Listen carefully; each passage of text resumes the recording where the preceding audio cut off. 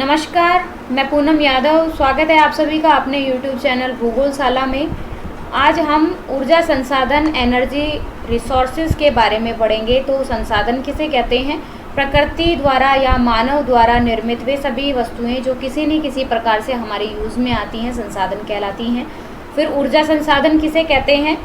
तो किसी भी कार्य को करने के लिए या उद्योगों को चलाने के लिए जिस प्रकार की एनर्जी का यूज़ किया जाता है, या फिर हम ऐसे कहें कि उद्योगों के संचालन के लिए जो गति प्रदान करने का कार्य करता है, वो ऊर्जा संसाधन कहलाते हैं। जैसे कोयला है, पेट्रोलियम या फिर खनिज तेल है। ऊर्जा संसाधन का विकास औद्योगिक विकास का सूचक है, अर्थात जहाँ जितने ऊर्जा संसाधन अधिक होते हैं तो वहाँ पर औद्योगिक विकास इजीली हो सकता है। यानी हमारे देश में व्यापारिक स्तर पर प्रयोग किए जाने वाले 3 मुख्य सोर्स हैं एनर्जी के: कोयला, खनिज तेल और पेट्रोलियम, जल विद्युत। इसके अतिरिक्त प्राकृतिक गैस, परमाणु ऊर्जा, पवन चक्की, ज्वारीय ऊर्जा, सौर ऊर्जा, भूगर्भिक ऊर्जा आदि भी देश की ऊर्जा आपूर्ति में महत्वपूर्ण योगदान देती हैं। तो प्राकृतिक गैस, परमाणु ऊर्जा किसे कहते हैं? परमाणु ऊर्जा को नाभिकीय ऊर्जा के नाम से भी जाना जाता है, जो यूरेनियम, थ्योरियम वगैरह या रेडियो एक्टिव पदार्थों के द्वारा जो हमें एनर्जी प्राप्त होती है, परमाणु ऊर्जा कहलाती है। नेक्स्ट है पवन चक्की। क्या होती है? तो पवन ऊर्जा को बनाने के लिए पवन चक्की का यूज़ किया जाता है। बड़े बड़े मरुस्थलीय रीजन में एक बड़ी स्पीड के साथ में वहाँ हवाएं फ्लो करती हैं और इन्हीं पवनों के फ्लो के कारण से एनर्जी उत्पन्न होती है, उसे हम पवन ऊर्जा कहते हैं, जो पवन चक्की की सहायता से उत्पन्न होती है। नेक्स्ट है ज्वारीय ऊर्जा। तो ज्वार, उच्च ज्वार और निम्न ज्वार के बीच में जब तरंगें उत्पन्न होती हैं और उनके द्वारा जो एनर्जी हमें प्राप्त होती है, उसे ज्वारीय ऊर्जा के नाम से जानते हैं। नेक्स्ट है सन से जो रेज आती हैं, जो हीट हमें मिलती है, उसे सौर ऊर्जा कहते हैं। भूगर्भिक ऊर्जा किसे कहते हैं? तो जो भूगर्भिक हलचलों के कारण से, अर्थात बेसिकली ज्वालामुखी प्रोसेस के द्वारा जो हमें एनर्जी प्राप्त होती है, जो हीट जनरेट होती है, उसे हम भूगर्भिक ऊर्जा कहते हैं। एनर्जी रिसोर्सेज के 2 टाइप हैं: कन्वेंशनल सोर्सेज से प्राप्त होने वाली ऊर्जा और एक नॉन कन्वेंशनल सोर्सेज से प्राप्त होने वाली ऊर्जा, या हम इसे कह सकते हैं परंपरागत और गैर परंपरागत ऊर्जा के स्रोत। तो कन्वेंशनल सोर्सेज से मतलब है कि परंपरागत तरीके से, यानी प्राचीन समय से हम जिस तरीके से ऊर्जा का यूज़ करते आ रहे हैं, जिन संसाधन का यूज़ करते आ रहे हैं, वो संसाधन एक बार यूज़ करने के बाद में वापस से वो समाप्त हो जाते हैं और उनके निर्माण में लाखों करोड़ों वर्ष लगने वाले हैं। तो ऐसे संसाधनों का हम पुनर्चक्रण नहीं कर सकते हैं, दोबारा हम उनको नहीं बना सकते हैं और एक बार यूज़ करने के बाद वो समाप्त हो जाते हैं। तो ऐसे कौन कौन से हैं? कोयल, पेट्रोलियम और नेचुरल गैस तथा इलेक्ट्रिसिटी। ठीक है। तो कोयल कहाँ पाया जाता है? भारत में असम और वेस्ट बंगाल, झारखंड और उड़ीसा जैसे राज्यों में कोयले का उत्पादन सर्वाधिक किया जाता है। इसी के बाद में पेट्रोलियम होता है। तो पेट्रोलियम सब, ठीक है, तो पेट्रोल जो हमें असम में डिगबोई क्षेत्र में और गुजरात और बॉम्बे हाई से प्राप्त करते हैं। इसी के साथ प्राकृतिक गैस। प्राकृतिक गैस कहाँ पाई जाती है? ऐसे क्षेत्रों पर ही पाई जाती है जहाँ पेट्रोलियम पाया जाता है, तो गुजरात और बॉम्बे हाई में पाए जाते हैं। नेक्स्ट देखिए, गैर परंपरागत रिसोर्सेज में न्यूक्लियर एनर्जी यानी नाभिकीय ऊर्जा या फिर परमाणु ऊर्जा, जो कि झारखंड में, राजस्थान में और केरला के यूरेनियम, थ्योरियम और जो मोनोजाइट बालू के निक्षेप में पाया जाता है। यूरेनियम का सर्वाधिक उत्पादन करता है केरला। तो इसी से जो हमें ऊर्जा प्राप्त होती है उसे नाभिकीय ऊर्जा कहते हैं। नेक्स्ट आता है टाइडल एनर्जी, जो ज्वार के समय तरंगे उत्पन्न होती हैं, उनसे हमें जो एनर्जी प्राप्त होती है टाइडल एनर्जी कहलाती है। और टाइडल एनर्जी के लिए कच्छ की खाड़ी फेमस है, यानी गुजरात वाला जो रीजन है, खंबात की खाड़ी और कच्छ की खाड़ी में ज्वारीय ऊर्जा प्राप्त की जाती है। नेक्स्ट है सूर्य से प्राप्त होने वाली एनर्जी, सोलर एनर्जी जो कि राजस्थान में सबसे ज़्यादा प्राप्त की जाती है। जियोथर्मल एनर्जी जिसके लिए लद्दाख की पूगा घाटी और हिमाचल प्रदेश प्रसिद्ध है। नेक्स्ट है विंड एनर्जी या फिर पवन ऊर्जा। तो तमिलनाडु में, आंध्र प्रदेश और गुजरात वाले एरिया में पवन ऊर्जा की प्राप्ति होती है। नेक्स्ट है बायोगैस। तो गोबर गैस प्लांट जो भारत के ग्रामीण क्षेत्रों में लगाए हुए हैं। अब आता है परंपरागत प्रयोग के आधार पर ऊर्जा संसाधन दो प्रकार के होते हैं। परंपरागत ईंधन के स्रोत जो कि कोयला, पेट्रोलियम एक्सेट्रा, और नेक्स्ट आता है गैर परंपरागत ईंधन के स्रोत होते हैं जैसे ज्वारीय ऊर्जा, पवन ऊर्जा या जियोथर्मल पावर। नेक्स्ट आता है सतत उपलब्धता के आधार पर संसाधनों को ऊर्जा संसाधन को हम दो भागों में डिवाइड करते हैं। एक नवीकरणीय ऊर्जा का स्रोत है और दूसरा अनवीकरणीय ऊर्जा का स्रोत है। तो मेन इसका यही है कि नवीकरणीय ऊर्जा के सोर्सेज कौन से हैं जिनको हम दोबारा से बना सकते हैं। पवन ऊर्जा, ज्वारीय ऊर्जा, ठीक है। इसके बाद में आता है अनवीकरणीय ऊर्जा का स्रोत जिसे हम एक बार यूज़ करने के बाद में दोबारा से रिन्यू नहीं कर सकते हैं, दोबारा उनका निर्माण नहीं हो सकता है और उसमें लगने वाला जो समय है वो बहुत अधिक होता है। तो रिन्यूएबल एनर्जी है वो wind energy, hydro power, solar energy, geothermal power और बायोगैस या बायोमास से प्राप्त होने वाली एनर्जी है, उसको हम दोबारा से बना सकते हैं।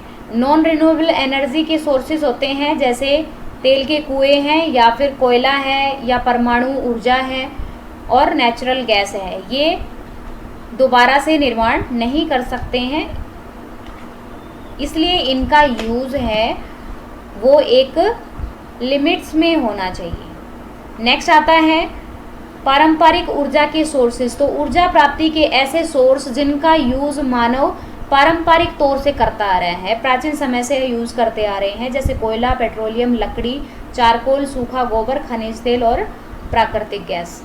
गैर पारंपरिक जो सोर्स होते हैं उसमें नवाचारों के द्वारा यानी इनोवेशन के थ्रू हम ऐसे सोर्स को विकसित कर रहे हैं जिनका पारंपरिक रूप से उपयोग नहीं किया गया है, जिनको अभी रिसेंटली हम यूज़ में ले रहे हैं, जैसे सौर ऊर्जा, पवन ऊर्जा, ज्वारीय ऊर्जा, भूतापीय ऊर्जा, बायोगैस, परमाणु ऊर्जा और सेल गैस आदि का यूज़ कर रहे हैं।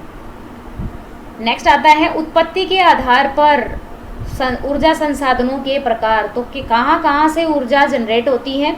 जीवाश्म या फोसिल निक्षेप के द्वारा निर्मित ऊर्जा, जीवाश्म यानी जीवों के द्वारा या फिर पादप के कायांतरण होने के बाद में, यानी जो रिफ्टिंग हुई थी, जहाँ भारत के दक्षिणी वाला क्षेत्र है जहाँ रिफ्टिंग हुई थी यानी फोल्ड पड़े थे, जहाँ दरारें आई थी, वहाँ पर क्या हुआ था कि जो पादप हैं या फिर जीव समुदाय है उनका सबमरीन हुआ था, वो क्या हो गए थे, धंस गए थे और दब गए थे, और दबने और गलने से ताप और दाब के कारण से वो अपने कोयला में और प्राकृतिक गैस में चेंज हो गए। नेक्स्ट है परमाणु ऊर्जा से उत्पन्न होने वाली ऊर्जा, यानी यूरेनियम, थ्योरियम या फिर अन्य परमाणु के प्रकार हैं, उनसे जनरेट होने वाली ऊर्जा को परमाणु ऊर्जा। नेक्स्ट है हाइड्रो पावर, जल से जनित ऊर्जा। हाइड्रो पावर सूर्य के द्वारा प्राप्त होने वाली हीट से प्राप्त ऊर्जा, सौर ऊर्जा। पवन ऊर्जा। नेक्स्ट है जैव ऊर्जा, भूतापीय ऊर्जा यानी जियोथर्मल पावर, तरंग ऊर्जा, वेव एनर्जी। समुद्र के अंदर चलने वाली तरंगों की गति के कारण से उत्पन्न ऊर्जा तरंग ऊर्जा होती है। समुद्र की गर्म या ठंडा होने के कारण से जो ऊर्जा यानी धाराओं के द्वारा से उत्पन्न होने वाली ऊर्जा समुद्र तापीय ऊर्जा है। और नेक्स्ट है ज्वारीय ऊर्जा। तो ये सभी सोर्सेस थे जहाँ से ऊर्जा जनरेट होती है। सतत उपलब्धता के आधार पर भी ऊर्जा संसाधन को दो वर्गों में विभाजित किया है, यानी नवीकरणीय और अनवीकरणीय। जो कि हम एक बार यूज़ कर सकते हैं, जो बार बार मिल सकती है, उसे हम नवीकरणीय ऊर्जा कहते हैं, और अनवीकरणीय जिसका यूज़ हम एक बार करते हैं और फिर वो समाप्त हो जाते हैं। भारत में स्थापित ऊर्जा स्रोत क्षमता के अनुसार भारत में यूज़ की जाने वाली ऊर्जा का सोर्स कौन सा है, यानी भारत में कौन सी ऊर्जा का सबसे ज़्यादा यूज़ किया जाता है, तो कोयला, जल विद्युत, नवीकरणीय ऊर्जा का 3rd नंबर पे, और 4th नंबर पे प्राकृतिक गैस, परमाणु ऊर्जा और फिर तेल का यूज़ किया जाता है। नवीकरणीय ऊर्जा और अनवीकरणीय ऊर्जा के बीच में क्या डिफरेंस होता है? नवीकरणीय कभी भी समाप्त नहीं हो सकती है, जैसे सूर्य चमकना बंद नहीं हो सकता है, जैसे पवन भी चलेगी, और जैसे जल के द्वारा से भी धाराएं इसी प्रकार से उत्पन्न होंगी और इसी प्रकार से तरंगे चलेंगी, जिससे हम हाइड्रो पावर जनरेट कर सकते हैं, जैसे सौर ऊर्जा, पवन ऊर्जा, ज्वारीय ऊर्जा और भूतापीय ऊर्जा। अनवीकरणीय ऊर्जा के सोर्स हैं, ये कभी भी समाप्त हो सकती हैं, इसे समाप्त होने के बाद में नवीकृत नहीं किया जा सकता है, दोबारा से हम इसे नहीं बना सकते हैं। इनकी उपलब्धता भी सीमित होती है, ठीक है, जैसे कोयला, पेट्रोलियम, प्राकृतिक गैस, सेल गैस और परमाणु ऊर्जा। अब हम ऊर्जा का सोर्स जो कि भारत में सबसे ज़्यादा यूज़ किया जाता है, कोयला के बारे में पढ़ेंगे। तो कोयला क्या होता है? कोयला को काला सोना के नाम से कहकर भी संबोधित किया जाता है। क्यों कहा जाता है कोयले को काला सोना? क्योंकि वो हमारे लिए बहुत बेनिफिशियल है, इसलिए कोयले को कलर काला होने के कारण से और यूज़फुल होने के कारण से या बहुमूल्य होने के कारण से इसे कहा जाता है काला सोना। तो यह हाइड्रोकार्बन से निर्मित एक संस्तृत शिला है। शिला यानी एक चट्टान ही है, लेकिन इनको हम अवसादी चट्टान में प्राप्त करते हैं। कोयला को औद्योगिक ईंधन के रूप में यूज़ किया जाता है और घरेलू ऊर्जा के लिए, प्रकाश या फिर ईंधन की आपूर्ति के लिए यूज़ किया जाता है।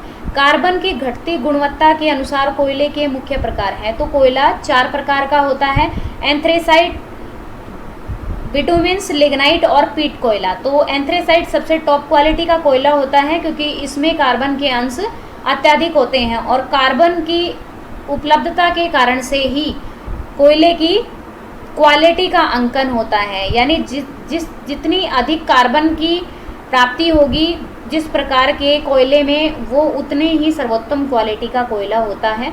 जैसे एंथ्रेसाइट कोयला, जिसमें 80 से 95% कार्बन के अंश होते हैं, तो ये जलने पर अवशेष भी कम छोड़ता है और यह नीली लो के साथ में जलता है एंथ्रेसाइट कोयला, ठीक है। और इसके जलने के बाद में राख भी कम प्राप्त होती है, यानी अवशेष कम छोड़ते हैं। उत्तम किस्म का कोयला होता है, इसका निर्माण कोक बनाने में किया जाता है। तो क्या भारत में एंथ्रेसाइट कोयला मिलता है? बहुत कम मात्रा में एंथ्रेसाइट कोयला मिलता है, ठीक है, जम्मू एंड कश्मीर में पाया जाता है।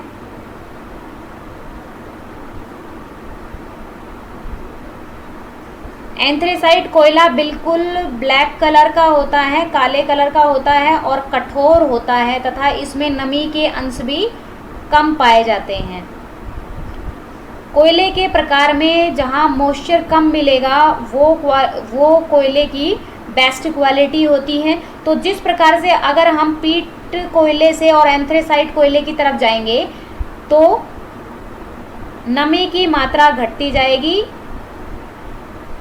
और कार्बन की मात्रा बढ़ती जाएगी, ठीक है।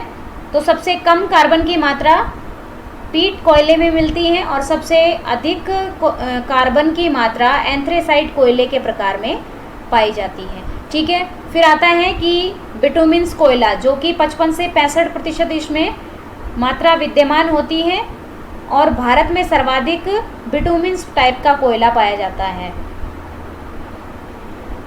ठीक है। और 3rd कैटेगरी का जो कोयला होता है लिग्नाइट, तो वो 45 से 55% तक होता है और पीट कोयला जो कि 35 से 45% तक होता है। बिटुमिन्स कोयला होता है वो पीली लो के साथ में जलता है,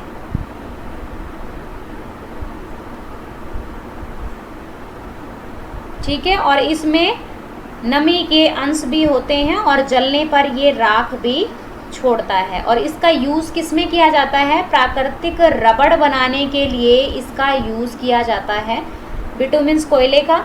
और भारत में प्रायद्वीपीय जो क्षेत्र है वो सर्वाधिक उत्पादन करता है बिटुमिन्स टाइप के कोयले का। इसे भट्टियों में भी यूज़ किया जाता है बिटुमिन्स कोयले को। नेक्स्ट आता है लिग्नाइट कोयला। तो लिग्नाइट कोयला मूल वनस्पति के रेशे इसमें विद्यमान होते हैं, यानी ये परिपक्व नहीं हुआ है, कोयले के निर्माण की प्रक्रिया इसमें संपूर्ण नहीं हुई है। ठीक है, तो इसमें धुआं और राख सर्वाधिक प्राप्त होते हैं और इसके जलने की क्षमता है वो भी कम होती है। कृत्रिम रबड़ बनाने के लिए इसका यूज़ किया जाता है। इसका बिटुमिन्स का प्राकृतिक रबड़ कृत्रिम रबड़ बनाने में ही यूज़ किया जाता है और लिग्नाइट का यूज़ भी कृत्रिम रबड़ बनाने में किया जाता है। इसका लिग्नाइट कोयले का यूज़ है वो तारकोल और ताप की भट्टियों में भी किया जाता है। ठीक है, नेक्स्ट आता है पीट कोयला। तो ये सबसे प्राथमिक स्टेज है, कोयला बनना शुरू ही हुआ है, ऐसी स्टेज है जिसमें पीट कोयले का निर्माण होता है। पीट कोयले में नमी की मात्रा और गैसों की मात्रा सर्वाधिक होती है और ये जलने पर अधिक धुआं छोड़ता है और इसके द्वारा बचने वाला अवशेष यानी राख भी अधिक प्राप्त होती है। ठीक है, और इस कोयले का यूज़ औद्योगिक कार्यों में कम किया जाता है। अब बात आती है कि कोयला कैसे बेनिफिशियल है। कोयले से सिर्फ ऊर्जा ही जनरेट होती है या इसके द्वारा कोई अन्य भी कार्य संपन्न होते हैं या कोई अन्य भी उत्पाद इससे तैयार होते हैं। तो कोयले के द्वारा बहुत सारी चीज़ें बनती हैं, जिसमें देखिए सबसे पहले घरेलू यूज़ के लिए साबुन का निर्माण भी कोयले के द्वारा होता है। इसके द्वारा प्लास्टिक भी कोयले से बनता है, रबड़ भी कोयले से बनता है।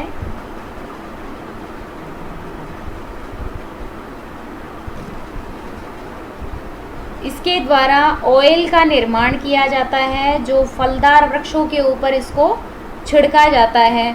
इसके द्वारा बहुत सारे पेस्टिसाइड्स बनाए जाते हैं।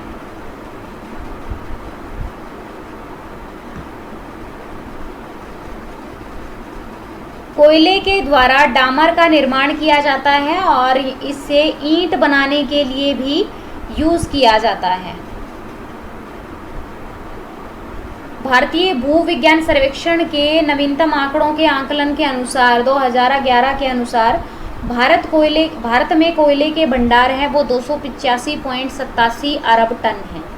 यानी भारत में पाए जाने वाला कोयला है वो 285.87 अरब टन है, जिसमें कोकिंग कोयला 33.47 अरब टन और नॉन कोकिंग कोयला 252.40 अरब टन है।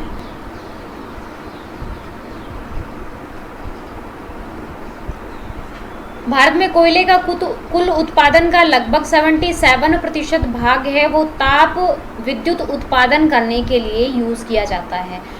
भारत में आधुनिक विधि से कोयला निकालने का प्रथम प्रयास वेस्ट बंगाल में रानीगंज क्षेत्र में 1774 में किया गया। तो रानीगंज जो खदान है वहाँ पर आधुनिक तरीके से सबसे पहले कोयला निकालने का प्रयास किया गया। देश में प्राचीन काल में देखो, भारत में जो कोयला प्राप्त होता है वो दो क्रम में बना हुआ है, यानी दो समय में निर्मित हुआ कोयला हमें प्राप्त होता है। एक तो टर्सरी में निर्मित हुआ है कोयला और एक गोंडवाना क्रम की चट्टानों में पाया जाता है।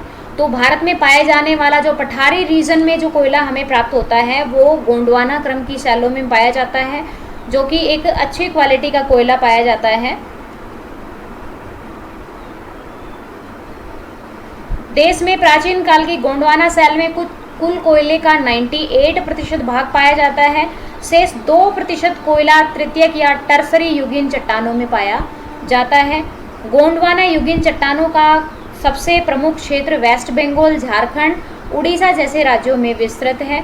यहाँ से कुल उत्पादन का 76% कोयला प्राप्त किया जाता है। मध्य प्रदेश तथा आंध्र प्रदेश में गोंडवाना क्षेत्र के कोयले का की प्राप्ति होती है, जिसके अन्य उत्पादक राज्य हैं गोंडवाना युगिन कोयला मुख्यतः बिटुमिन्स टाइप का है, ठीक है, जिसका उपयोग कोकिंग कोयला बना करके देश में लौह इस्पात उद्योग के लिए कारखानों में यूज किया जाता है। प्रायद्वीपीय भारत की नदी घाटियां कोयला के लिए प्रमुख प्राप्ति स्थल हैं, जिसमें दामोदर नदी, सोन नदी, ब्राह्मणी नदी और वर्धा, गोदावरी और इंद्रावती नदी घाटी में कोयले की प्राप्ति होती है। कोयल नदी कोयले के अधिक उत्पादन के कारण से ही समीपवर्ती क्षेत्रों से गुजरती है, जिसे कोयल नदी का नाम दिया गया है। पेंच या कान्हान नदी घाटी प्रमुख है। पश्चिमी बंगाल का रानीगंज कोयला क्षेत्र ऊपरी दामोदर घाटी में स्थित है, जो देश का सबसे महत्वपूर्ण बड़ा कोयला उत्पादन का क्षेत्र है। इस क्षेत्र में देश का लगभग 35% कोयला प्राप्त होता है। झारखंड राज्य में झरिया, रानीगंज और बोकारो प्रमुख है, जिसमें गिरिडीह, कर्णपुरा, रामगढ़ आदि क्षेत्रों में उत्तम कोटि का बिटुमिन्स टाइप का कोयला प्राप्त होता है। छत्तीसगढ़ का तातापानी, रामकोला कोयला क्षेत्र है। उड़ीसा में तलचर क्षेत्र में कोयला प्राप्त होता है। ब्राह्मणी नदी की घाटी में प्राप्त होता है। आंध्र प्रदेश का सिंगरेनी क्षेत्र है, जो कोयले के उत्पादन के लिए प्रसिद्ध है। एनटीपीसी की प्रमुख ताप विद्युत परियोजनाएं जो कि कोयले पर आधारित हैं। बदरपुर परियोजना जो कि दिल्ली में चली हुई है, और रिहंद परियोजना जो कि सोनभद्र उत्तर प्रदेश में है। फरक्का परियोजना है जो मुर्शिदाबाद में है, वेस्ट बंगाल में है। इसी के साथ में दादरी परियोजना है जो गौतम बुद्ध नगर यूपी में है। इसी के साथ यूपी में टांडा ऊंचाहार परियोजनाएं हैं जो यूपी के गौतम बुद्ध नगर, अंबेडकर नगर और रायबरेली में संचालित हैं। इसी के साथ में तलचर उड़ीसा में संचालित है। सिंपत बिलासपुर छत्तीसगढ़ का क्षेत्र है। मोदा नागपुर में, और बाढ़ परियोजना जो कि पटना बिहार में संचालित है। कुदगी जो कर्नाटक में है। सिंगरौली जो कि सोनभद्र क्षेत्र में है। तलचर अंगुल यानी उड़ीसा में है। कहलगांव भागलपुर बिहार में संचालित है। और विंध्याचल जो कि एमपी राज्य में संचालित है। सिमहाद्री विशाखापट्टनम आंध्र प्रदेश में संचालित है। रामागुंडम करीमनगर तेलंगाना में संचालित है। और कोरबा छत्तीसगढ़ का कोयला आधारित ताप विद्युत परियोजना है। लिस्ट ऑफ टॉप 5 कोयला रिजर्व इन इंडिया। तो कोयले का भारत में कोयले के सर्वाधिक उत्पादन का क्रम है। छत्तीसगढ़, झारखंड और उड़ीसा राज्य हैं। यानी उत्पादन सबसे अधिक छत्तीसगढ़ के द्वारा किया जाता है और कोयला सबसे अधिक पाया जाता है झारखंड में। भारत में कोयला उत्पादन के क्षेत्र मेनली छोटा नागपुर का पठार यानी मेनली यहाँ पर झारखंड वाला एरिया है, जिसमें हाईएस्ट कोयल पाया जाता है 83.52 मिलियन टन के अनुमान है। और इसी के साथ में छत्तीसगढ़ में, उड़ीसा में, एमपी वाले क्षेत्र में तथा तेलंगाना वाला क्षेत्र है जहाँ पर अधिक पाया जाता है। मेनली सबसे अधिक झारखंड में पाया जाता है, फिर उड़ीसा और छत्तीसगढ़ में पाया जाता है, फिर एमपी और तेलंगाना में तथा वेस्ट बंगाल में पाया जाता है। इसी के साथ में फिर शेष जो क्षेत्र है महाराष्ट्र, आंध्र प्रदेश, उत्तर प्रदेश, बिहार और उत्तर पूर्वी राज्यों में अरुणाचल प्रदेश वाला, असम और मेघालय वाला रीजन है, सिक्किम वाला रीजन है, जिसमें टर्सरी क्रम का कोयला पाया जाता है। भारत को अगर विश्व के संदर्भ में देखें तो सबसे पहले कोयले का उत्पादन करने वाला राज्य यानी सर्वाधिक कोयले का उत्पादन करने वाला देश यूएसए है और सेकंड नंबर आता है चाइना का और थर्ड नंबर आता है ब्राज़ील का, फोर्थ नंबर ऑस्ट्रेलिया और फिफ्थ नंबर आता है भारत का।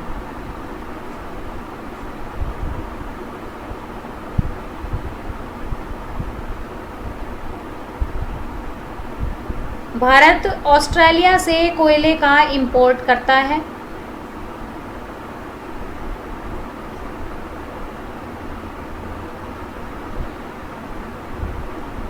जो कि 12 लाख करोड़ रुपए की एनर्जी इंपोर्ट करता है। भारत में जम्मू एंड कश्मीर में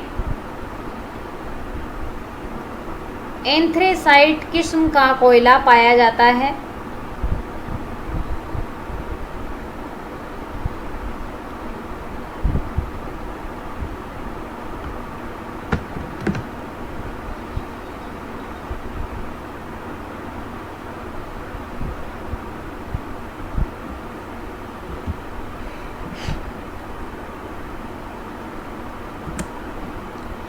नेक्स्ट हम पढ़ते हैं खनिज तेल या पेट्रोलियम के बारे में। तो तेल और प्राकृतिक गैस निगम ONGC के द्वारा इसके लिए सर्वेक्षण किया जाता है और इनके द्वारा 26 स्थलीय और सागरीय तेल संभावी बेसिन का पता लगाया गया है ONGC के द्वारा। इसके अनुसार देश का कुल खनिज भंडार 1750 लाख टन है और अंतर्राष्ट्रीय भूगर्भिक सर्वेक्षण के अनुसार भारत में खनिज तेल का भंडार 620 करोड़ टन पाया गया है, जिसमें सबसे पहला भारत में प्रसिद्ध क्षेत्र है असम तेल क्षेत्र। यह देश का सबसे महत्वपूर्ण और प्राचीन तेल क्षेत्र है।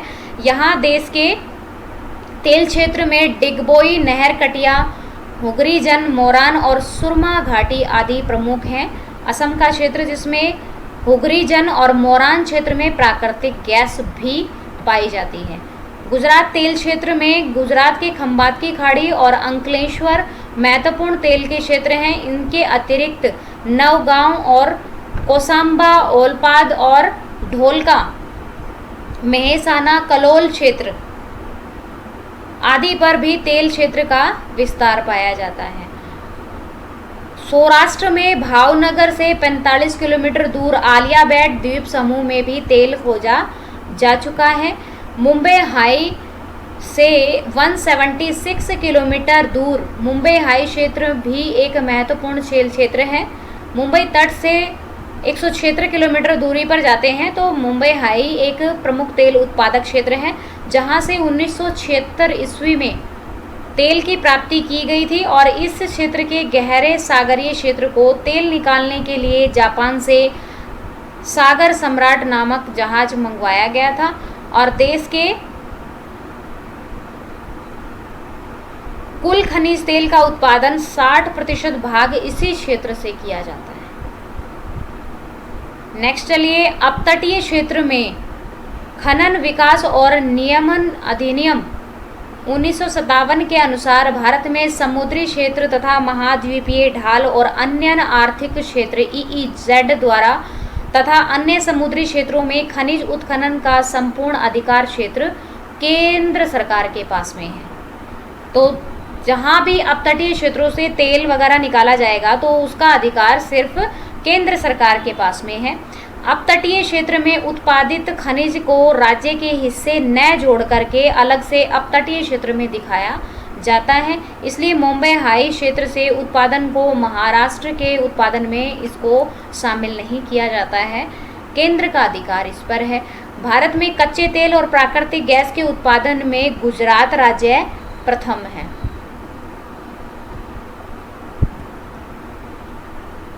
नेक्स्ट, वर्तमान में कृष्णा और गोदावरी नदी बेसिन जो अपतटीय क्षेत्र में खनिज तेल का उत्पादन किया जा रहा है। राजस्थान के बाड़मेर में केयर्न एनर्जी वैम ऑन ONGC के द्वारा संयुक्त रूप से मंगला जो क्षेत्र है तेल क्षेत्र, जिसे वाणिज्यिक स्तर पर तेल उत्पादन प्रारंभ हो गया है। तो राजस्थान के मंगला क्षेत्र में भी खनिज तेल का पता लगाया गया है जो वाणिज्यिक स्तर पर तेल की उपलब्धता करवाएगा।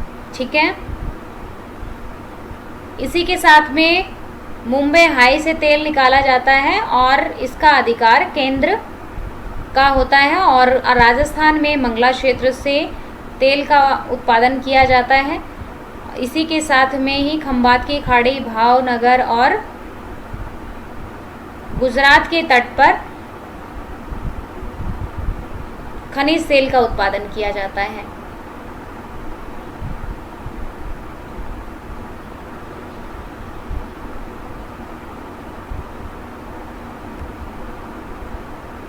प्रमुख तेल क्षेत्र की बात करें तो ब्रह्मपुत्र नदी घाटी में असम में डिगबोई और नहर कटिया तथा सुरमा घाटी में सर्वाधिक उत्पादन होता है। अरुणाचल प्रदेश यानी निगरू क्षेत्र में और नागालैंड के बोरहोला क्षेत्र में तेल का खनन किया जाता है या उत्खनन के द्वारा तेल की प्राप्ति की जाती है। कावेरी नदी बेसिन क्षेत्र गुजरात के अंकलेश्वर, खंबात, कलोल, मेहसाणा, आलियाबेट, नवागांव, कंसाबा, सानद और लुनेज क्षेत्र, भावनगर क्षेत्र से तेल प्राप्त किया जाता है। इसी के साथ में महाराष्ट्र में मुंबई हाई, बसीन क्षेत्र और पन्ना मुक्ता क्षेत्र से तेल निकाला जाता है। राजस्थान के बाड़मेर में शक्ति, ऐश्वर्या और मंगला भाग्यम तेल क्षेत्र हैं जो जैसलमेर और बीकानेर में पाए जाते हैं। कृष्णा और गोदावरी नदी बेसिन में भी और रावा अपतटीय क्षेत्र से तेल की प्राप्ति की जाती है। तो भारत में मेजर रीजन कौन कौन से हैं ऑयल और नेचुरल गैस के, तो कहाँ कहाँ पाए जाते हैं? सबसे पहले तो ब्रह्मपुत्र घाटी से प्राप्त किया जाता है, जिसमें असम और अरुणाचल प्रदेश, नागालैंड का क्षेत्र आता है, जिसमें बदरपुर है, नहर कटिया और डिगबोई क्षेत्र आते हैं। इसी के साथ राजस्थान में मंगला, शक्ति और ऐश्वर्य से क्षेत्र हैं। बाड़मेर वाला क्षेत्र है जहाँ पर तेल प्राप्त किया गया है। गुजरात में प्राप्त किया जाता है खंबात की खाड़ी से और मुंबई हाई से प्राप्त किया जाता है।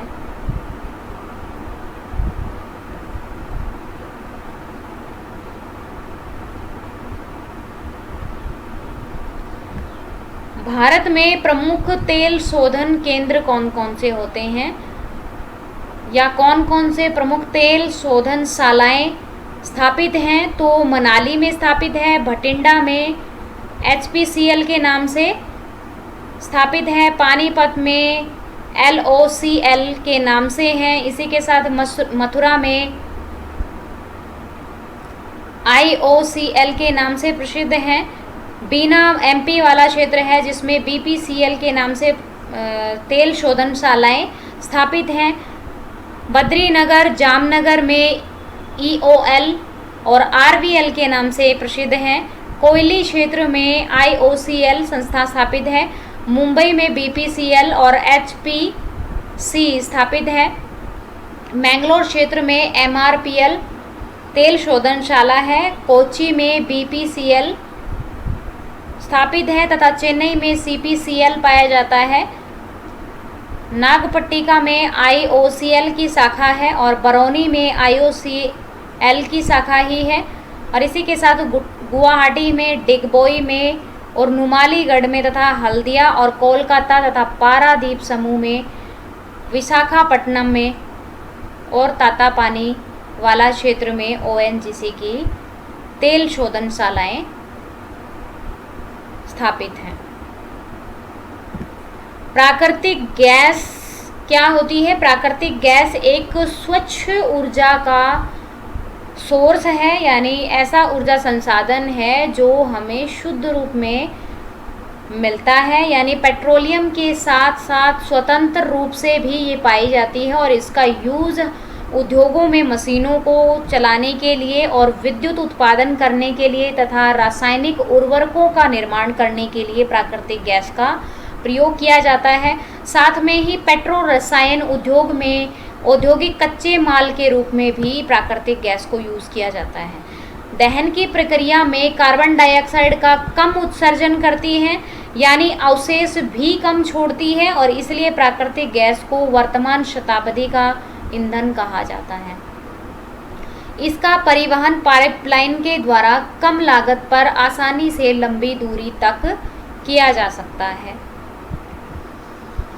प्राकृतिक गैस के उत्पादन वाले जो राज्य हैं वो कौन कौन से हैं? तो अपतटीय क्षेत्रों से, यानी तट के दूर वाला जो एरिया होता है, यानी तट से दूर प्राप्त किया जाता है। वही बात है कि जहाँ पर प्राकृतिक ऑयल प्राप्त होता है उसी के साथ में नेचुरल गैस भी पाई जाती है, जो उसके ऊपर ही पाई जाती है। तो अपतटीय क्षेत्रों से 70.17% प्राप्त किया जाता है प्राकृतिक गैस को। असम से 9.44% प्राप्त किया जाता है।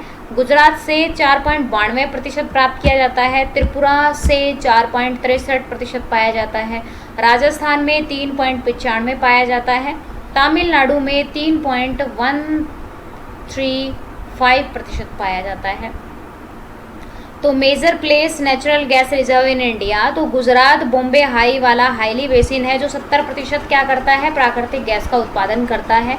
असम, जहाँ पर जिन क्षेत्रों पर प्राकृतिक तेल पाया जाता है उन्हीं क्षेत्रों वही क्षेत्र प्रसिद्ध हैं प्राकृतिक गैस उत्पादन के लिए भी, जिसमें असम है, त्रिपुरा राज्य, आंध्र प्रदेश, महाराष्ट्र और गुजरात में प्राकृतिक गैस पाई जाती है।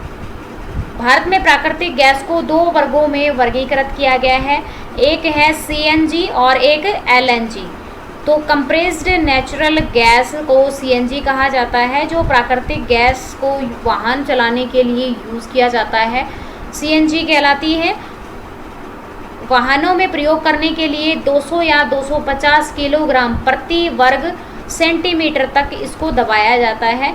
इसलिए प्राकृतिक गैस में दबित रूप में, यानी प्रेशर के कारण से कंप्रेस्ड नेचुरल गैस इसे कहा जाता है। नेक्स्ट है लिक्विफाइड नेचुरल गैस, जो कि एलएनजी के नाम से प्रसिद्ध है। यह मुख्यतः प्राकृतिक गैस होती है जिसे भंडारण और परिवहन की सुविधा की दृष्टि से इसे तरल रूप में परिवर्तित किया जाता है। एलएनजी रंगहीन होती है, गंधहीन होती है और गैस बहुत विषैली होती है, जिसे एलएनजी के नाम से जाना जाता है। कृष्णा गोदावरी बेसिन की बात करें, यानी केजी बेसिन में आंध्र प्रदेश में यमन और काकीनाडा तट के पास 6 किलोमीटर दूर 5061 मीटर की गहराई पर प्राकृतिक गैस का नया भंडार प्राप्त हुआ है। यह देश में प्राकृतिक गैस का अब तक सबसे बड़ा भंडार खोजा गया है। निजी क्षेत्र की रिलायंस इंडस्ट्री लिमिटेड RIL ने बंगाल की खाड़ी में स्थित कृष्णा गोदावरी बेसिन यानी केजी बेसिन के डी ब्लॉक में 1 अप्रैल 2009 को प्राकृतिक गैस का उत्पादन प्रारंभ कर दिया था। D6 ब्लॉक जब पूरी क्षमता में से गैस का उत्पादन करेगा तब देश में गैस का घरेलू उत्पादन दुगना हो जाएगा और गैस का वर्तमान आवश्यकता 90% भाग पूरी करेगा। परमाणु ऊर्जा की बात करें तो परमाणु ऊर्जा न्यूक्लियर एनर्जी के नाम से जानी जाती है। प्रमुख परमाणु खनिज के सोर्सेस क्या होते हैं? Uranium, thorium, beryllium, monazite, zirconium, ilmenite, antimony, graphite और लिथियम। वर्तमान में लिथियम के भंडार जम्मू एंड कश्मीर में मिले हैं, लेकिन ये नहीं पता चला है कि लिथियम के भंडार वहाँ पर कितनी मात्रा में है, ठीक है, और कितनी मात्रा में जब हम उसे प्राप्त करेंगे तो किस प्रकार की लागत वहाँ पर लगेगी और वो कितना बेनिफिशियल हमारे लिए रहेंगे। तो यूरेनियम और थ्योरियम, मोनोजाइट केरल में पाए जाते हैं।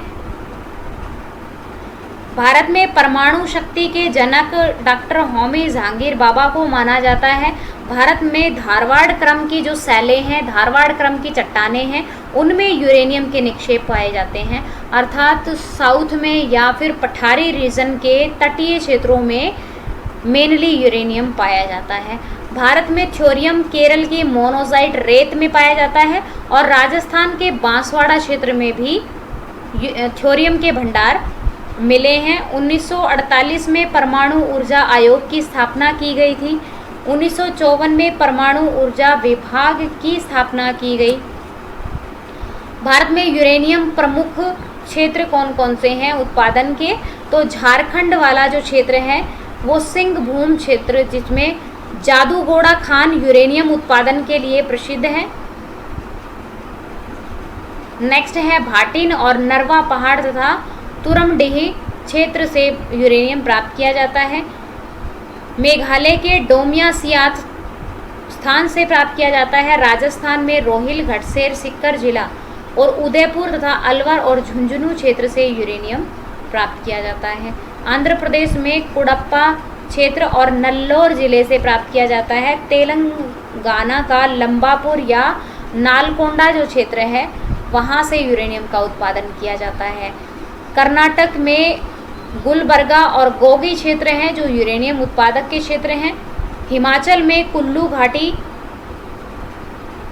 से प्राप्त किया जाता है। उत्तराखंड में चमोली क्षेत्र और देहरादून। महाराष्ट्र में मोगरा क्षेत्र है वो उत्पादक है यूरेनियम का। उत्तर प्रदेश में ललितपुर जिले से प्राप्त किया जाता है यूरेनियम। भारत में प्रमुख थ्योरियम क्षेत्र कहाँ है? तो थ्योरियम पाया जाता है केरल का कोल्लम क्षेत्र से और राजस्थान के भीलवाड़ा में थ्योरियम पाया जाता है। तमिलनाडु में कन्याकुमारी और मदुरई क्षेत्र से प्राप्त किया जाता है। तेलंगाना में करीमनगर और नालकोंडा क्षेत्र से थ्योरियम का उत्पादन किया जाता है। आंध्र प्रदेश का विशाखापट्टनम क्षेत्र है। उड़ीसा तट से मोनोजाइट बालू में थ्योरियम पाया जाता है। सर्वाधिक पाया जाता है केरल में। अवस्थिति और स्थान, नाभिकीय ऊर्जा कहाँ कहाँ पर केंद्र स्थापित किए हैं? नाभिकीय ऊर्जा के संयंत्र लगाए गए हैं और ऐसे कौन कौन से क्षेत्र हैं जहाँ पर नाभिकीय ऊर्जा के केंद्र स्थापित हैं? जिसमें महाराष्ट्र में 2 क्षेत्र हैं। तारापुर जो कि अमेरिका की सहायता से स्थापित हुआ और दूसरा है जैतापुर। तमिलनाडु में भी 2 क्षेत्र हैं। कुडनकुलम जो रूस की सहायता से स्थापित किया गया और कल्पकम क्षेत्र है वो तमिलनाडु में नाभिकीय ऊर्जा का क्षेत्र है। राजस्थान में रावत भाटा जो कि कनाडा के सहयोग से स्थापित हुआ। उत्तर प्रदेश में नरोरा है और कर्नाटक में कैगा क्षेत्र। गुजरात में काकड़ापार नाभिकीय ऊर्जा संयंत्र स्थापित है। सेल गैस नेक्स्ट ऊर्जा का संसाधन है। सेल गैस तो प्राकृतिक गैस का एक गैर परंपरागत रूप है। प्राकृतिक गैस का एक गैर परंपरागत रूप ही सेल गैस कहलाती है। यह नवीकरणीय नहीं है, ठीक है। यह चट्टानी संस्तरों के मध्य फंसी हुई यानी ट्रेपेड पाई जाती है। ये अवसादी सेलों के अंदर लेयर्स में पाई जाती है, जिसे घर्षण के लिए इसको निकालने के लिए चट्टानों में ड्रिल किया जाता है और तेज प्रेशर के साथ में पानी को प्रवाह किया जाता है, जिससे चट्टानों में फंसे हुए हाइड्रेट के अणु मुक्त हो जाते हैं और सेल गैस हमें प्राप्त होती है। रिन्यूएबल एनर्जी के रिसोर्सेज तो हाइड्रो पावर, वेव तरंग ऊर्जा, ज्वारीय ऊर्जा, सोलर ऊर्जा और बायोमास एनर्जी, जियोथर्मल पावर और विंड एनर्जी के बारे में ऊर्जा के गैर परंपरागत सोर्स या फिर ऊर्जा के उत्पादन के लिए जो दोबारा से बनाए जाने वाले सोर्सेज हैं उसमें सबसे पहले आता है सौर ऊर्जा। तो सौर ऊर्जा क्या होती है? सन से जो हमें डायरेक्ट हीट प्राप्त होती है वेव्स के द्वारा, उसे हम सौर ऊर्जा कहते हैं। सूर्य से प्राप्त होने वाली जो किरणें हैं वो हमें शॉर्ट वेव्स के रूप में प्राप्त होती हैं, यानी लघु तरंगों के रूप में प्राप्त होती हैं, ठीक है। और उन्हीं के द्वारा हमारा धरातल गर्म होता है। वर्तमान में 2 तकनीक माध्यम की सहायता से सौर ऊर्जा को यूज में लाया जा रहा है। एक सौर तापीय तकनीक है और दूसरा है फोटोवोल्टिक टेक्निक। तो सोलर थर्मल टेक्निक कौन सी होती है? इस तकनीक की सहायता से सौर ऊर्जा को ताप ऊर्जा में डायरेक्ट बदला जाता है। नेक्स्ट है सौर फोटोवोल्टिक टेक्निक। इसमें क्या होता है कि तकनीकी की सहायता से सौर ऊर्जा को विद्युत ऊर्जा में रूपांतरित किया जाता है। भारत में सर्वाधिक उत्पादक राज्य जो कि सौर ऊर्जा में प्रथम है,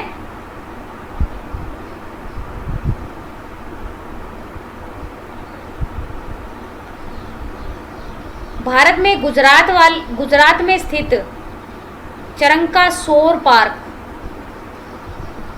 अमेरिका के बाद दुनिया का सबसे बड़ा फोटोवोल्टिक पावर स्टेशन है जो सर्वाधिक फोटोवोल्टिक पावर जनरेट करता है। इसी के साथ में राजस्थान, गुजरात, कर्नाटक, तेलंगाना और तमिलनाडु में सौर ऊर्जा उत्पादन में अग्रणी राज्य हैं भारत के, जिसमें राजस्थान सबसे फर्स्ट नंबर पर आता है सौर ऊर्जा के उत्पादन क्षेत्र में। भूतापीय ऊर्जा या जियोथर्मल एनर्जी किसे कहते हैं? पृथ्वी के आंतरिक भाग में हीट है, यानी पृथ्वी के आंतरिक भाग का तापमान अधिक है और आंतरिक हलचलों के कारण से जब ज्वालामुखी जनरेट होता है या फिर क्या होता है, दरारों के सहारे या फिर ऐसे स्थान होते हैं धरातल पर जहां से ताप जनरेट होता रहता है, तो वह ऊर्जा जिससे पृथ्वी में संग्रहित ताप निकलता है, पृथ्वी के अंदर जो ताप निहित है वो जब सतह पर प्राप्त होता है, हमें अर्थ पर बाहर वाले क्षेत्र में प्राप्त होता है, इंटरनल वाला जो हीट है उसे हम कहते हैं भूतापीय ऊर्जा। तो पृथ्वी की आंतरिक परतों में रेडियोधर्मी तत्वों के विखंडन से और चट्टानी संस्तरों में दबाव के कारण से उत्पन्न होता है। यानी जियोथर्मल पावर कैसे जनरेट होती हैं? तो जो रेडियोधर्मी पदार्थ होते हैं, जो रेडियो एक्टिव एलिमेंट होते हैं, वो स्वतः विखंडित होते रहते हैं, यानी खुद ही टूटते रहते हैं और उनके द्वारा एनर्जी निर्मित होती है। इसी के साथ में चट्टानों के ऊपर जो प्रेशर पड़ता है उसके कारण से भी, दबाव अधिक पड़ने के कारण से भी हीट जनरेट होती है। तो जियोथर्मल पावर को हम कैसे यूज करते हैं?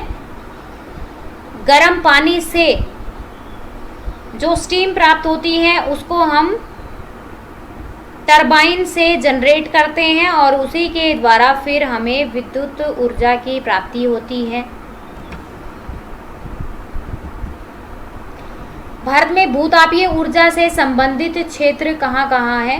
तो जम्मू कश्मीर की पुग्गा घाटी, लद्दाख फेमस है भारत में भूतापीय ऊर्जा का सोर्स है। हिमाचल प्रदेश में मणिकर्ण झरना और ज्वालामुखी क्षेत्र हैं, वहाँ से भूतापीय ऊर्जा प्राप्त होती है। उत्तराखंड में तपोवन क्षेत्र से भूतापीय ऊर्जा प्राप्त होती है। झारखंड में सूरजकुंड यानी हजारीबाग वाला एरिया है, वहाँ पर प्राप्त होता है। सूरजकुंड छत्तीसगढ़ में तातापानी, बलरामपुर से भूतापीय ऊर्जा का उत्पादन किया जाता है और उड़ीसा में तप्त पानी, पश्चिमी तट पर महाराष्ट्र और गुजरात और नर्मदा और सोन घाटी क्षेत्र से तथा दामोदर घाटी क्षेत्र से भी जियोथर्मल पावर बनाई जाती है। भारत में जियोथर्मल पावर के क्षेत्र नेक्स्ट एनर्जी रिसोर्सेज हैं पवन ऊर्जा, विंड एनर्जी। बहती हुई वायु से उत्पन्न होने वाली ऊर्जा को पवन कहते हैं। जब क्षैतिज रूप से संचरण होने वाली स्पीडली जो हवाएं चलती हैं उन्हें हम पवन कहते हैं और इन्हीं तेज चलती हुई पवन से जो ऊर्जा प्राप्त की जाती है उसे पवन ऊर्जा कहते हैं। इसे हम पवन चक्की के माध्यम से प्राप्त करते हैं। तेज चलने वाली हवाएं होती हैं वो इन पवन चक्कियों को उतनी ही तीव्रता के साथ में या स्पीडली घुमाती हैं और इन्हीं के द्वारा विद्युत जनरेट होती है। वायु एक नवीकरणीय ऊर्जा का सोर्स है। गुजरात के कच्छ क्षेत्र में 1100 मेगावाट की पवन ऊर्जा इकाई स्थापित की गई है, यानी एशिया की सबसे बड़ी पवन ऊर्जा परियोजना है गुजरात में। पवन ऊर्जा बनाने के लिए पवन चक्कियों को लगाया जाता है, जिसके द्वारा वायु की क्षैतिज और यांत्रिक ऊर्जा में परिवर्तित किया जाता है। इस यांत्रिक ऊर्जा को विद्युत ऊर्जा में रूपांतरित किया जाता है।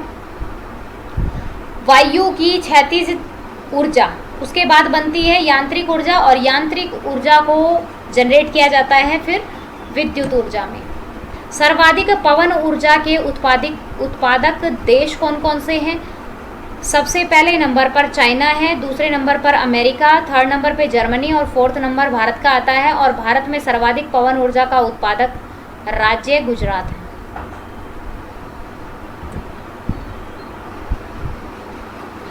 समुद्र तापीय ऊर्जा रूपांतरण OTEC यानी ओशियन थर्मल एनर्जी प्लांट,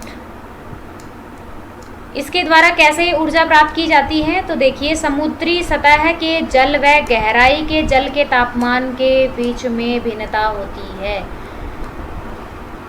और उसी तापमान की भिन्नता का यूज करके OTEC के माध्यम से ऊर्जा की प्राप्ति में बदला जाता है, ऊर्जा को प्राप्त किया जाता है। OTEC के माध्यम से ऊर्जा में बदला जाता है। कैसे? तो देखिए, जब सन की रेज हमें प्राप्त होती है तो ओशियन का जो ऊपरी लेयर होती है जल की, वो गर्म हो जाता है और नीचे वाली लेयर है वो सदैव ठंडी रहती है। तो नीचे का जल सदैव ठंडा रहता है क्योंकि प्रकाश की किरणें हैं वो सीधी प्रवेश नहीं कर पाती हैं, क्योंकि जल है वो मोमेंटेबल होता है, यानी जल का मिश्रण होता रहता है। उसी के कारण से ऊपरी लेयर गर्म होती है, निचली लेयर हमेशा ठंडी रहती है। तो इसी प्रकार से गर्म और ठंडी दोनों तापमान की भिन्नता के कारण से यहाँ पर क्या किया जाता है, इंस्ट्रूमेंट स्थापित किए जाते हैं, यानी मशीनें स्थापित की जाती हैं। ज्वारीय ऊर्जा किसे कहते हैं? Tidal energy. समुद्र में उठने वाले ज्वार भाटा की सहायता से तटीय क्षेत्रों में विद्युत का उत्पादन जब किया जाता है उसे हम ज्वारीय ऊर्जा कहते हैं। यह नवीकरणीय ऊर्जा का सोर्स है। भारत में खंबात की खाड़ी में सर्वाधिक उत्पादन किया जाता है। पहले देखिए, ज्वार भाटा क्या होता है? तो चंद्रमा और सूर्य की गुरुत्वाकर्षण शक्ति के कारण से समुद्र के जल का ऊपर उठना ज्वार कहलाता है और उसी जल का नीचे गिरना भाटा कहलाता है। और इसी प्रकार के मूवमेंट के कारण से स्पीड होती है और गति मिलती है तरंगों को, जिन्हें ज्वारीय तरंगे कहते हैं, और उन्हें ज्वारीय तरंगों के द्वारा ऊर्जा की प्राप्ति होती है, जिसे ज्वारीय ऊर्जा कहा गया है। भारत में सर्वाधिक खंबात की खाड़ी में ज्वार आते हैं और कच्छ की खाड़ी में और हुगली के ज्वार नदी मुखी क्षेत्र में ज्वारीय ऊर्जा का उत्पादन किया जाता है। इसमें टरबाइन टनल होते हैं और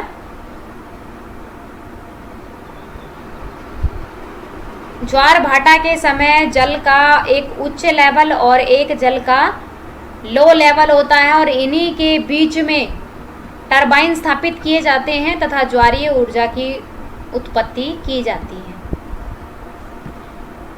जल विद्युत ऊर्जा की बात करें, यानी हाइड्रो पावर एनर्जी की बात करें, बांध बनाकर बहते हुए पानी को रोककर या फिर ऊंचाई से जल को गिराया जाता है तथा टरबाइन घुमाए जाते हैं, जिसके द्वारा विद्युत ऊर्जा की प्राप्ति होती है।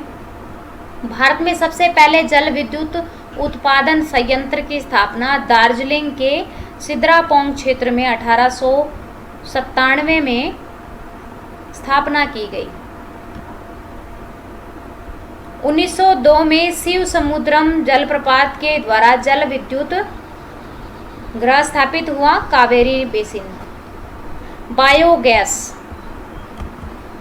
बायोगैस संयंत्र या जैव ऊर्जा किसे कहते हैं? जैव ऊर्जा, बायोमास या बायो एनर्जी किसे कहते हैं? तो जैविक उत्पाद के द्वारा या अपशिष्ट पदार्थों से, जीवित जीवों के द्वारा या फिर जीवों या पादपों के अवशेष से निर्मित जो ऊर्जा है उसे हम बायोमास या जैव ऊर्जा कहते हैं। जिसमें कृषि के अवशेष होते हैं, जैसे धान की भूसी है या फिर गन्ने की खोई है, फसलों के अवशेष होते हैं, वो यूज़ किए जाते हैं इसमें। प्राकृतिक वनस्पति जैसे जैट्रोफा, करकास और करांजा। शहरी क्षेत्र में कूड़े कचरे का, अपशिष्ट का प्रबंधन करके और ऊर्जा की प्राप्ति किए जाना जैव ऊर्जा या बायोमास कहलाता है। देश का पहला बायोडीजल संयंत्र आंध्र प्रदेश में काकीनाडा क्षेत्र में लगाया गया है। शहरी कचरे से बिजली उत्पादन करने के लिए दिल्ली के ओखला और तिमारपुर क्षेत्र में संयंत्र स्थापित किए गए हैं। शहरी क्षेत्र से निकलने वाले कचरे के अलग अलग प्रकार होते हैं, जिसमें वेस्ट मटेरियल में जो यूज़ किए हुए जो एनर्जी के मटेरियल होते हैं उनको अलग किया जाता है और इसी के द्वारा जो बायो पदार्थ हैं उनको अलग किया जाता है और इसी के द्वारा यहाँ बिजली का निर्माण किया जाता है। इसमें ओखला संयंत्र और तिमारपुर संयंत्र लगाए गए हैं अपशिष्ट प्रबंधन के लिए। जैव ऊर्जा के उत्पादन में भारत में अग्रणी राज्य, तो सबसे पहले महाराष्ट्र आता है और उसके बाद उत्तर प्रदेश तथा कर्नाटक राज्य में जैव ऊर्जा का उत्पादन सर्वाधिक किया जाता है। हाइड्रोजन ऊर्जा, यह एक नवीकरणीय सोर्स है। इसे भविष्य के ईंधन कहकर संबोधित किया जाता है। हाइड्रोजन स्वच्छ वैकल्पिक ईंधन है। विकल्प के लिए हाइड्रोजन पृथ्वी पर सबसे अधिक मात्रा में प्रचुर एक तत्व है। हाइड्रोजन का प्रकार और उसे बनने की प्रक्रिया पर निर्भर करता है। ग्रीन हाइड्रोजन अक्षय ऊर्जा, जैसे सौर ऊर्जा और पवन ऊर्जा को अक्षय ऊर्जा कहा जाता है, का उपयोग करके जल के इलेक्ट्रोसिस द्वारा निर्माण किया जाता है ग्रीन हाइड्रोजन का, जिसमें कार्बन फुटप्रिंट कम होता है। इसके तहत विद्युत द्वारा जल H2O को हाइड्रोजन में और ऑक्सीजन O2 में विभाजित किया जाता है, जिससे कि हाइड्रोजन पावर निर्मित होती है। उपोत्पाद इससे जल और जलवाष्प निर्मित होते हैं। ब्राउन हाइड्रोजन का उत्पादन कोयले का उपयोग करके किया जाता है। यहाँ उत्सर्जन को वायुमंडल में निष्कासित किया जाता है। ये ग्रे हाइड्रोजन प्राकृतिक गैस से उत्पन्न होता है, जहाँ संबंधित उत्सर्जन को वायुमंडल में निष्कासित कर दिया जाता है। फिर ब्लू हाइड्रोजन, यानी हाइड्रोजन के प्रकार अलग अलग हैं उनके बनाने की प्रोसेस के आधार पर, जिसमें ग्रीन हाइड्रोजन है, ब्राउन हाइड्रोजन है, ग्रे है और ब्लू हाइड्रोजन है। तो ग्रीन हाइड्रोजन अक्षय ऊर्जा को कहते हैं, ब्राउन हाइड्रोजन जिसका कोयले का यूज़ करके बनाया जाता है, ग्रे हाइड्रोजन जिसमें प्राकृतिक गैस का यूज़ करके बनाया जाता है और ब्लू हाइड्रोजन प्राकृतिक गैस से ही उत्पन्न होता है, जिसमें कार्बन कैप्चर और स्टोरेज का उपयोग करके उत्सर्जन को कैप्चर किया जाता है। तो इस प्रकार से अलग अलग टाइप हैं हाइड्रोजन निर्मित करने के। तो ग्रीन इलेक्ट्रिसिटी का उत्पादन सर्वाधिक किया जा रहा है, जिसमें जीरो कार्बन वेस्ट होता है। जीरो कार्बन वेस्ट के लिए 2070 तक का लक्ष्य रखा गया है।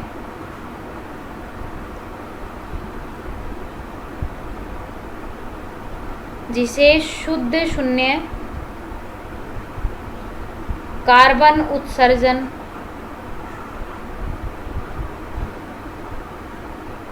का लक्ष्य भी कहा गया है। नेक्स्ट ये है क्वेश्चन ऑफ द डे, निम्न में से कौन सा पठार लावा द्वारा निर्मित नहीं है? पैटागोनिया का पठार, ब्राज़ील का पठार, दक्कन का पठार या ऑप्शन डी कोलंबिया का पठार? इसका आंसर आप कमेंट बॉक्स में देंगे उम्मीद है कि आपको क्लास समझ में आई होगी। इसी के साथ मिलते हैं नेक्स्ट वीडियो में एक नई क्लास के साथ में। धन्यवाद। Subscribe now and press the bell icon. Never miss an update.